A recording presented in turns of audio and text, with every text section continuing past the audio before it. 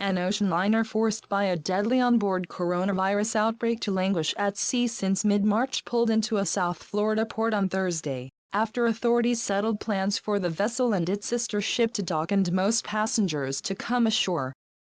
The Holland America Line cruise ship MS Zayandam and its twin, the MS Rotterdam, docked late in the afternoon at Port Everglades in Fort Lauderdale, Florida, where medical personnel immediately began offloading 13 severely ill passengers and one crew member for transport to area hospitals. Arrival of the ships capped a nearly 3-week ordeal during which about 100 passengers and dozens of crew aboard the Zayandam reported influenza-like illness and 4 passengers died as numerous Latin American ports along its route refused the vessel's entry. Nearly 2/3 of the Zayandam's original passengers, those who cleared a medical screening, were transferred to the Rotterdam before the ships were granted passage through the Panama Canal on Sunday.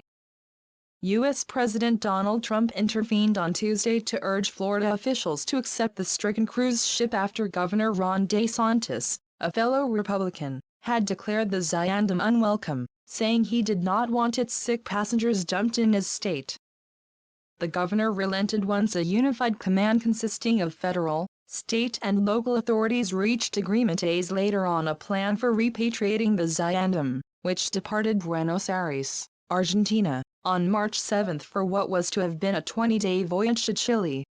A second leg of the cruise had been due to end in Fort Lauderdale on April 7. The Broward County Commission gave final approval to the plan, which is to be paid for by the cruise line, early Thursday. Controlled exit. These 2 ships have U.S. citizens on board. I think the Zayandam has 40, 50 Floridians, so I think we have an interest in making sure these folks come safely, DeSantis told a news conference on Thursday before the vessels arrived. He said the arrival plan provides for a controlled exit.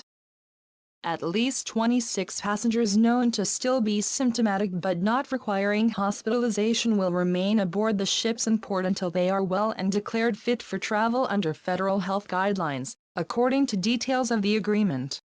Holland America said its medical staff would care for them.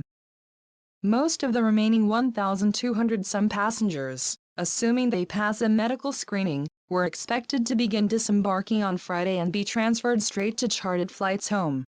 Out of an abundance of caution, these guests will be transported in coaches that will be sanitized, with limited person-to-person contact and while wearing masks, the cruise line said.